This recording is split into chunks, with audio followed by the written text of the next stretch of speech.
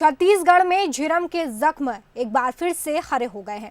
कांग्रेस ने आज एक प्रेस कॉन्फ्रेंस करके झीरम हमले को लेकर गंभीर आरोप लगाए हैं। कैबिनेट मंत्री रविंद्र चौबे ने कहा कि इस हमले में हमने अपनी पहली पीढ़ी के नेताओं को खोया है। इस मामले में कई सवाल के जवाब अब तक नहीं मिल पाए हैं। उन्होंने कहा कि एक बार फिर एनआईए ने इस मामले की जांच उसे सौंपने का आवेदन लगाया है। एनआईए केंद्र के इशारे पर काम कर रही है।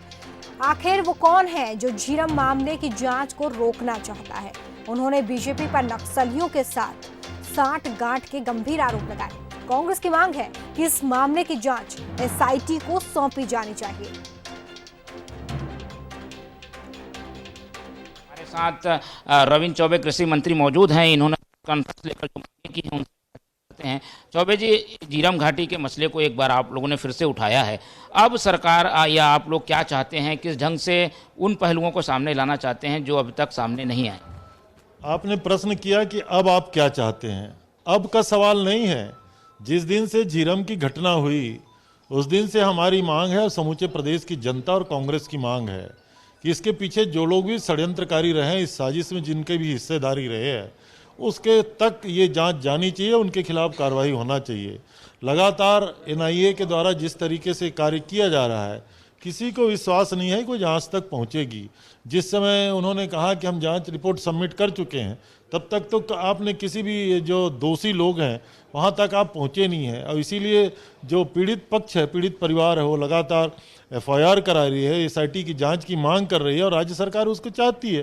तो आखिर इसको रोकने के पीछे एनआईए का उद्देश्य क्या है, उसके पीछे कौन लोग हैं, कौन लोग नहीं चाहते कि तह तक ये जांच जाए, अपराधियों तक हम पहुँचें।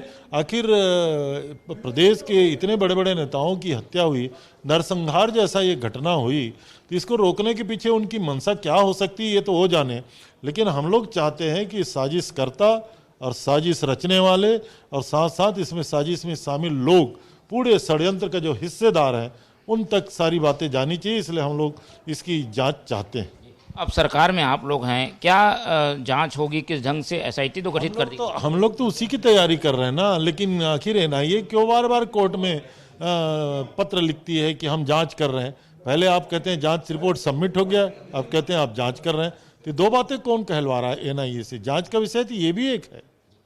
तो ये थे कृषि मंत्री रविंद्र चौबे, जिनका कहना है कि कांग्रेस उन पहलुओं को सामने लाना चाहती है जो कि झीरम घाटी के साजिश से जुड़े हुए हैं, लेकिन कुछ ऐसी ताकतें हैं जिन्होंने एनआईए की जांच को न केवल पिछली बार प्रभावित किया, बल्कि एक बार फिर से उसे जांच करके नई साजिश को जन्म दे दिया है। कैमरामैन योगेश राव के साथ मोहन तिवारी, बंसल न्यूज़, रायपुर।